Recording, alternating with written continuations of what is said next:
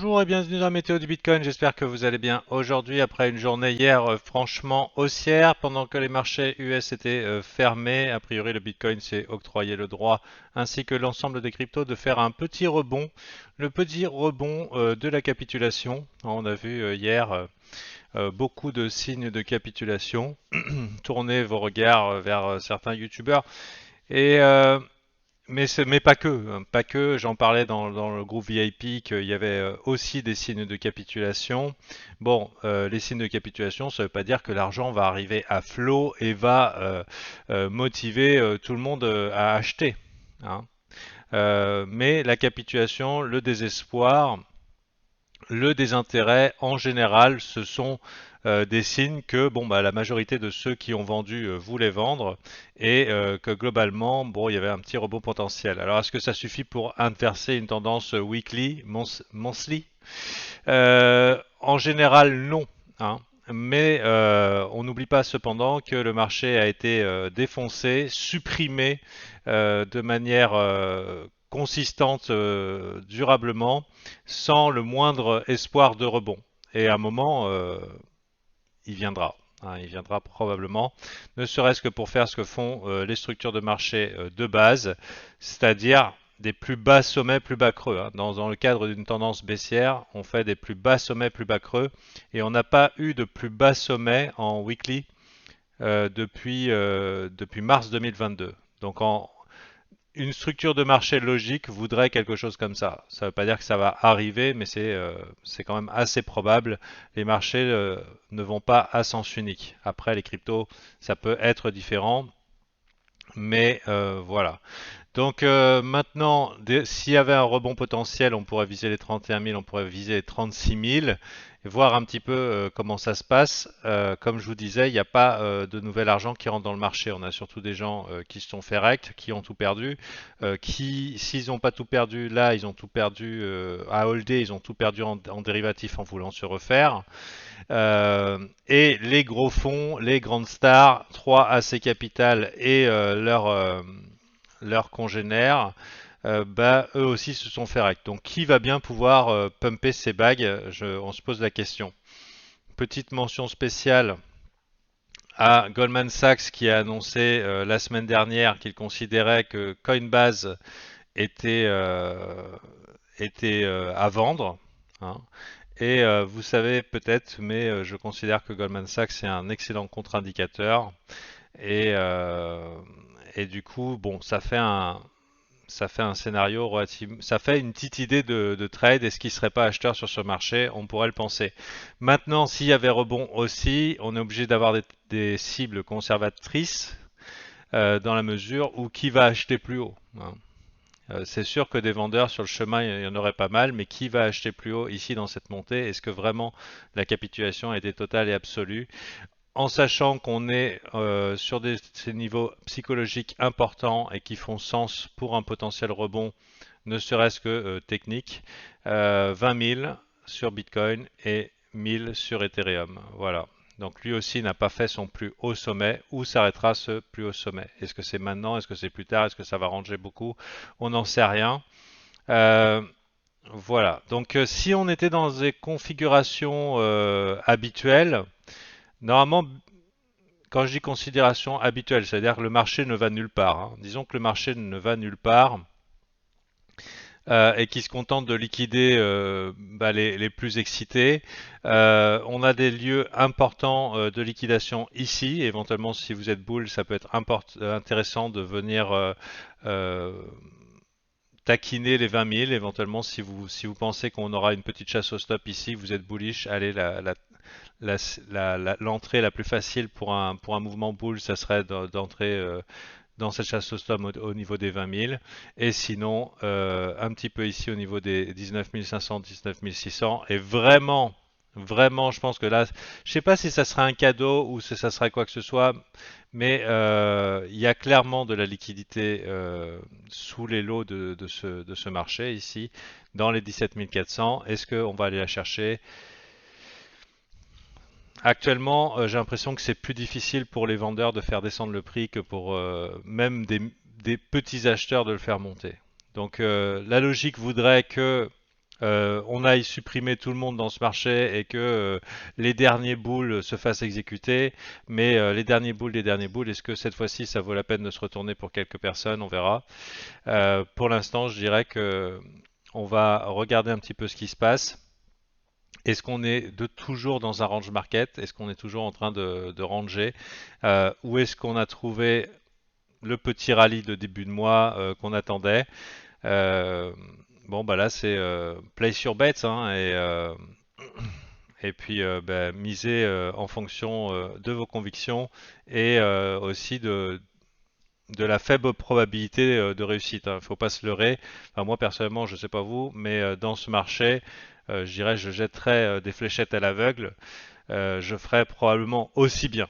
Hein. Et donc, la question qui se pose, c'est est-ce que si je gagne plus que je perds? Et est-ce que si voilà, et que voilà, la somme des perdants et la somme des gagnants à la fin fait quelque chose qui tient la route.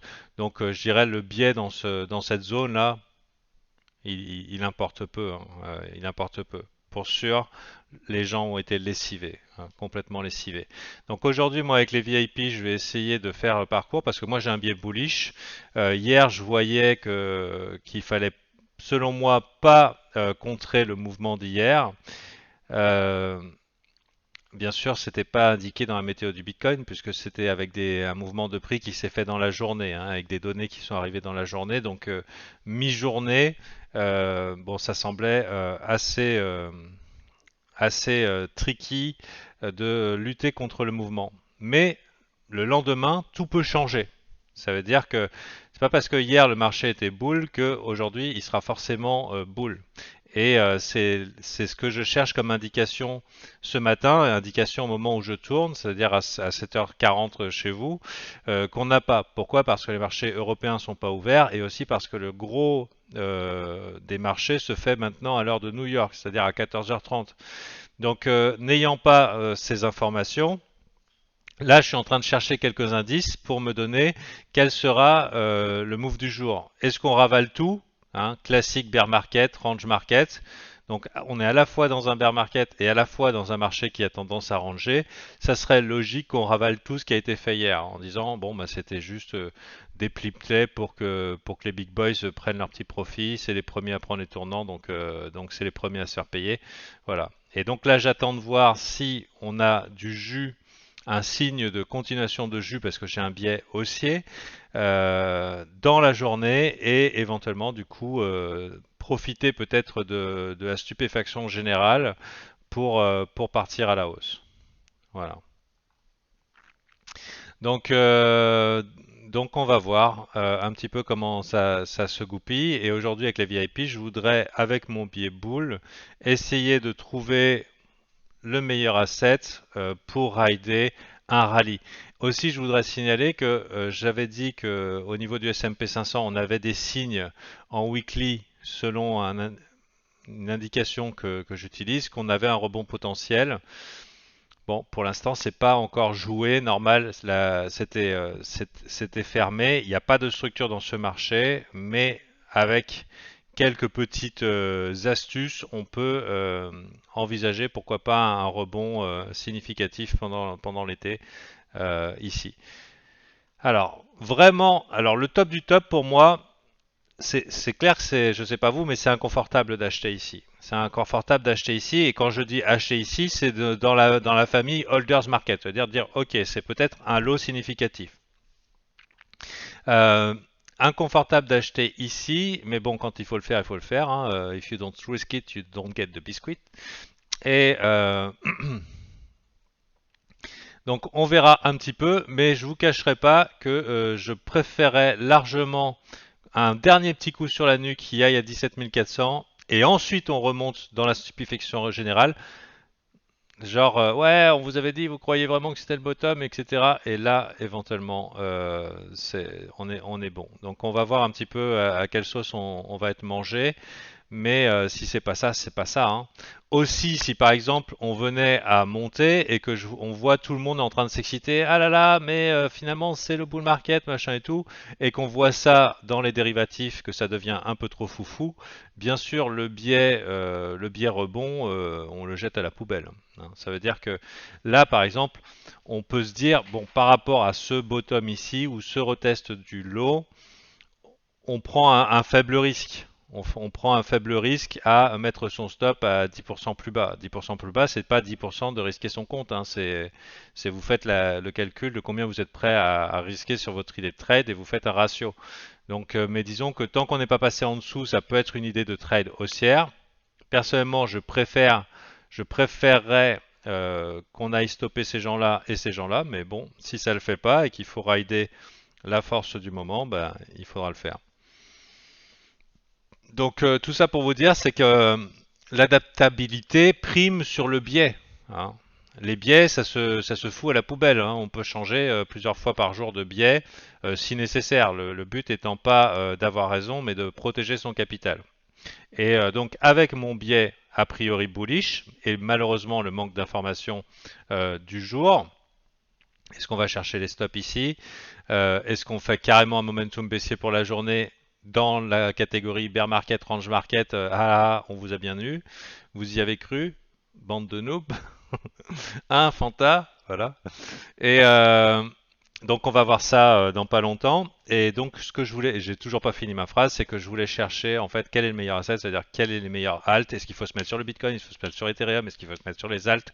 Ça va être un petit peu le grattage de tête qu'on va faire aujourd'hui en VIP parce que ça m'intéresse. Déjà je vais sonder mes VIP, savoir s'ils sont bull, bear ou rien à foutre.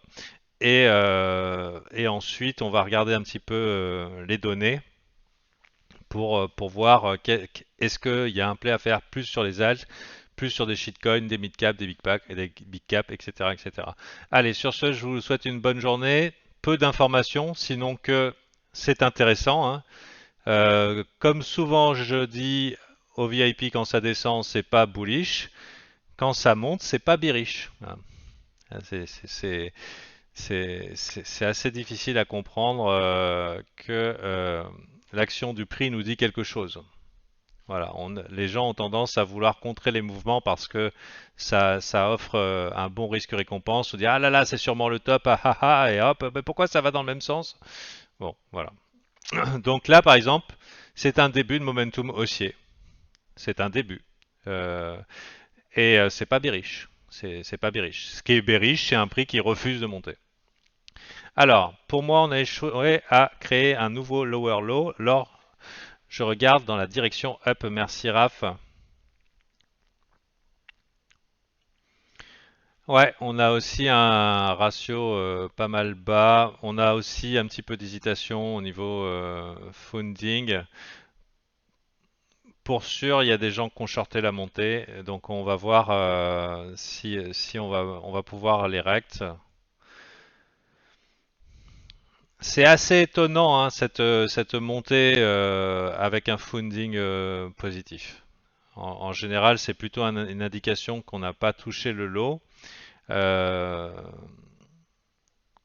Pendant cette petite latéralisation, il y avait peut-être un petit peu trop d'espoir, donc ça pose question. Donc vraiment la question c'est est-ce qu'on a une chasse au stop et aussi bien sûr que vont faire les indices. Si les indices font non, bon bah fuck you quoi, hein. À la fin c'est les big boys qui ont raison, hein. Donc n'oublions pas ça. C'est que c'est pas parce que j'ai vu un semblant d'espoir dans un rebond dans un graphique extrêmement baissier sur le S&P 500 que forcément voilà mes idées peuvent se projeter sur le graphe et dire ouais ouais non mais tout ce que je dis ça arrive non, hein. Donc si par exemple aujourd'hui et toute la semaine c'est rouge sur le S&P 500, faut pas rêver, hein. Pour les cryptos ça va piquer aussi.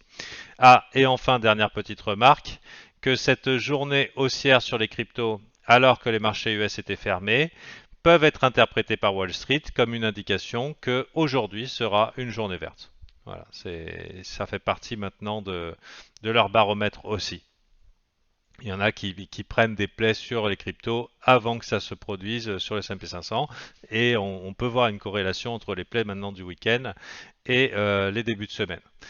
Voilà, sur ce, je vous souhaite une bonne journée, je vous dis rendez-vous à bientôt. On est en début de mois, si vous voulez investir dans votre formation, si vous voulez prendre en main votre trading et éliminer des erreurs qui vous coûtent cher, vous pouvez rentrer dans l'environnement bienveillant qui est mon Discord privé avec tous les liens en descriptif de la vidéo. Sur ce, je vous souhaite une bonne journée et je vous dis à bientôt. Euh, je... Ouais, c'est. Je me demandais si la météo du Bitcoin, il faudrait pas que je la fasse à midi ou à 13 heures. Mais bon, après, je passerai mes journées à faire des vidéos, j'ai pas que ça à faire. Bon, allez, bonne journée à vous et à la prochaine.